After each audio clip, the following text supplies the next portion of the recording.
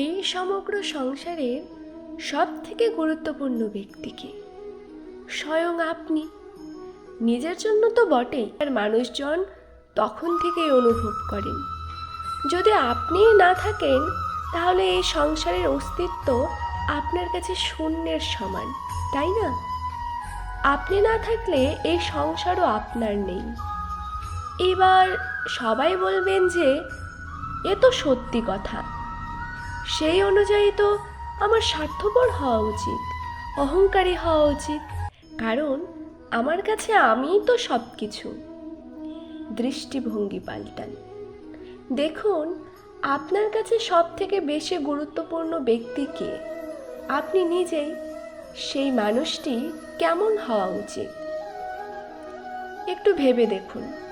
সবসময় সকলকে সাহায্য করুন, একসাথে মিলে পরিশ্রম করুন, সাহায্য করুন অন্যদেরকে, এটা অতি আবশ্যক। এবং তার থেকেও বেশি গুরুত্বপূর্ণ হলো এটাই যে আপনার মনে যেন কখনো এই বিষয়ে ভয় না থাকে যে আমি আমার প্রিয়জনদের, আমার কাছের মানুষগুলিকে হারিয়ে ফেলব। এই ভয় কখনোই মনের মধ্যে থাকা উচিত নয়। যদি ভয় থাকতে হয় তাহলে থাকুক এই বিষয়ে যে সকল মানুষ আমার জীবন থেকে, আমার থেকে দূরে চলে যাচ্ছে, তাদের বাধা দিতে দিতে আমি যেন নিজেকেই না হারিয়ে ফেলি, নিজের অস্তিত্বকেই না হারিয়ে ফেলি, নিজের ব্যক্তিত্বকেই, নিজের বিচারধারাকে, নিজের করুণার শক্তি হারাই। তাহলে এই ভয় ত্যাগ করুন আর আমার সাথে ভালোবেসে বলুন, রাধা রাধা। মানুষের জীবনে দুই ধরনের আবেগ থাকে, যা চিরকাল তার সাথে বসবাস করে।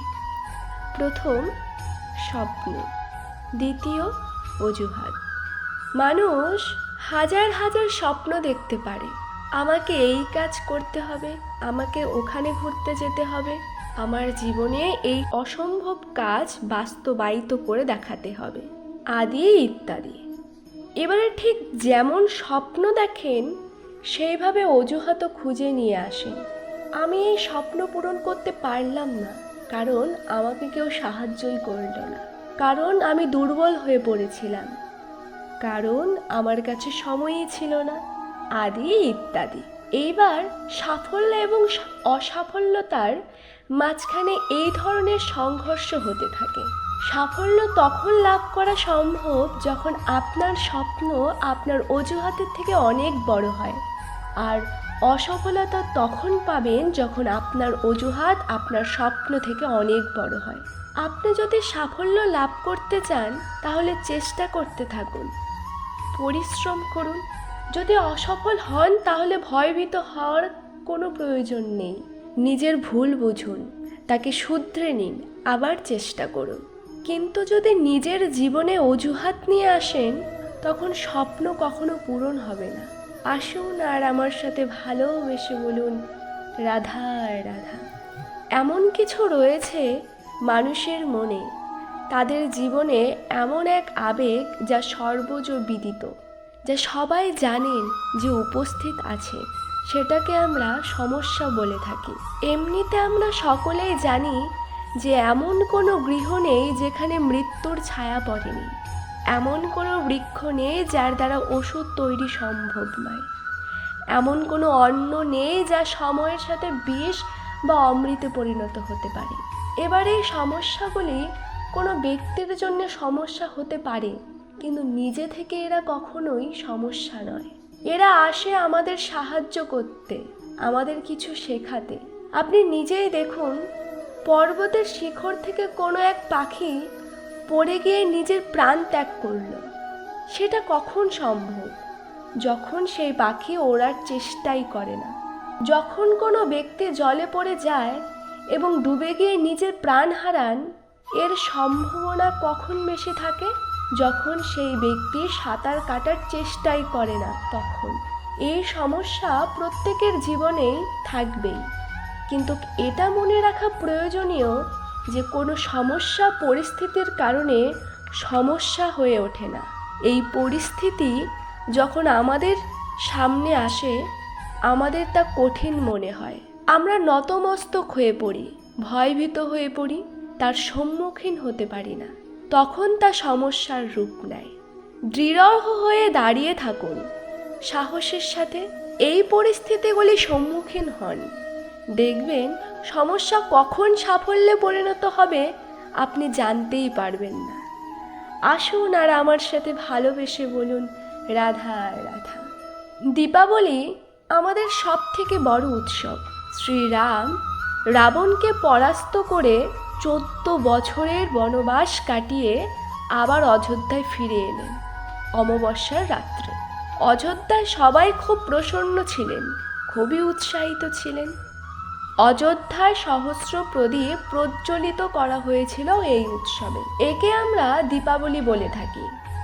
এইবার এই বিষয়ে আমরা সময়টা জানি। আপনি কি এটা জানেন যে শ্রীরাম বাস্তবে অমাবস্যার এক রাত আগেই অযোধ্যায় পৌঁছে গিয়েছিলেন?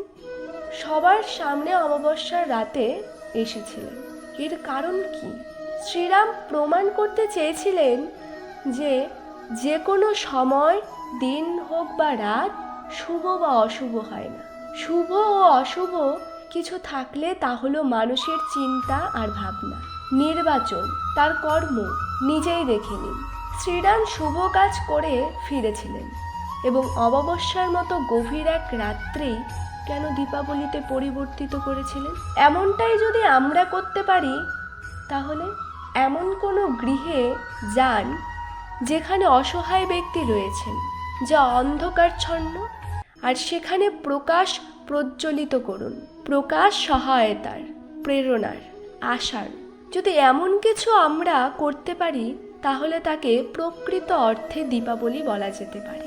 তাহলে নিজের পরিবারের সাথে দীপাবলি পালন করুন আর আপনাদের শুভেচ্ছা জানাই।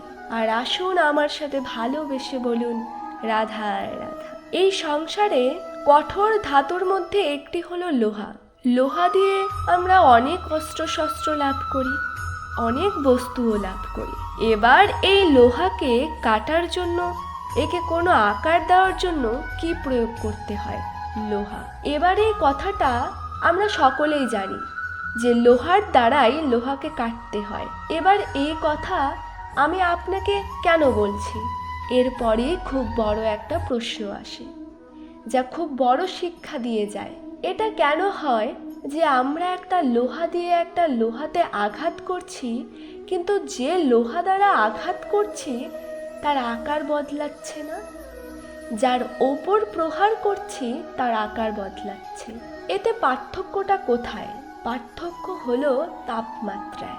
দেখুন, যে লোহাকে আমরা কাটতে চাই তার তাপমাত্রা বাড়াতে হয়, তাকে গরম করতে হয়। আর যে লোহা দ্বারা আমরা আঘাত করতে চলেছি, সে লোহা আমাদের ঠান্ডা রাখতে হয়। অর্থাৎ ঠান্ডা লোহা গরম লোহাকে কেটে দেয়। এবার এই শিক্ষা কি আমাদের জীবনে যথেষ্ট নয়? আমাদের জীবনে অনেক সমস্যা আসতে পারে, কিন্তু আমাদের এই বিষয়ে বিশেষ খেয়াল রাখতে হবে যে আমাদের মনকে ঠান্ডা রাখি। কিন্তু আমাদের এই বিষয়ে বিশেষ খেয়াল রাখতে হবে যাতে আমাদের মনকে আমরা ঠান্ডা রাখতে পারি, মস্তিষ্ককে শান্ত রাখতে পারি। যদি আমরা ক্রোধ, ঈর্ষার আগুনে জ্বলতে থাকি, বিদ্বেষের আগুনে জ্বলতে থাকি, তাহলে আমরাও সেই লোহার মতোই হয়ে যাব, যার তাপমাত্রা অত্যন্ত বেশি।